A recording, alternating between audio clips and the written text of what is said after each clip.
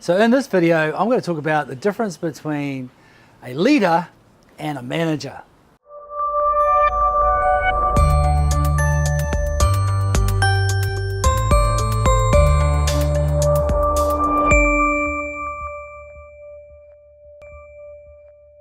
Hi, William Farmer, Managing Director for Dale Carnegie Australia. We're engagement specialists for high performance teams and high performance individuals like yourself.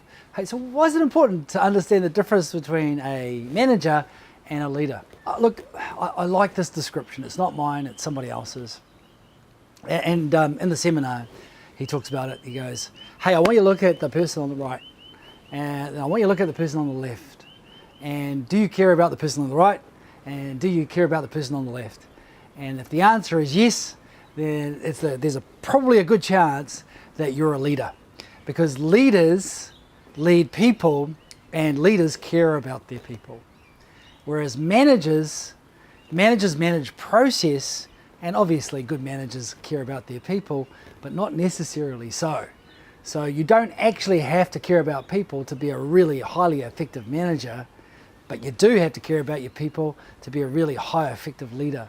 Now there's a difference between people being an authority, in other words, they pay me, and because they pay me I'll do what they say, but if it all broke down and something happened that was catastrophic, would you go and hang out with a person who's an authority over you, or would you go and hang out with Charlie, who might not even be in a management position, but because you know that Charlie cares about you, has got your back, would you go and hang out with them? So I like that description because it does sort of highlight a couple of points.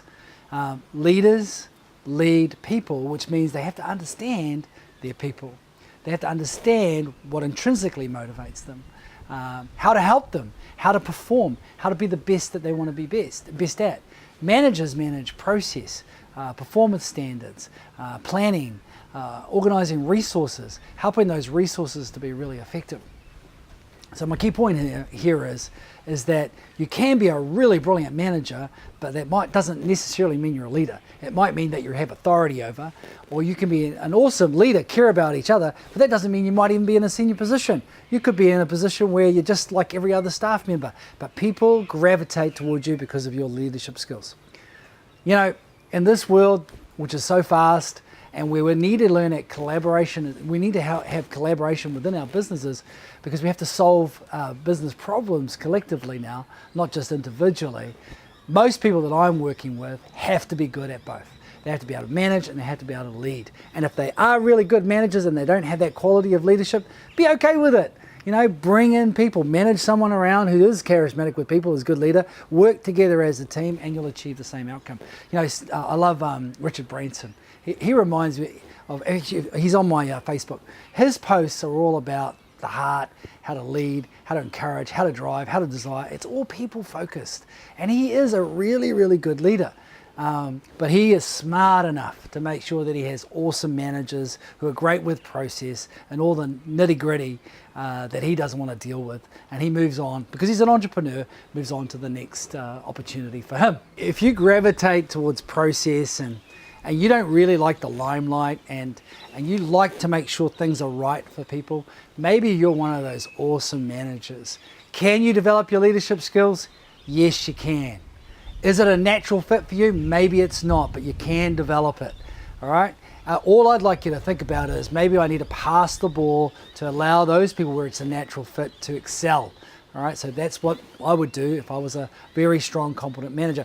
If I'm a good leader, I'm great with people, and I find process really tough, then see your weaknesses, okay? The leaders that I've worked with are able to see their weaknesses really clearly, and they buy the talent in that helps them. But yes, you have to do both, so develop both. I hope that's been helpful to you. So the action I want you to take is consider our leadership training for managers run by Dale Carnegie, and the benefit of that program is it will help you merge both talents together so that you're effective, not only for now, but in the future. I'm William Farmer, engagement specialist. Check out the link.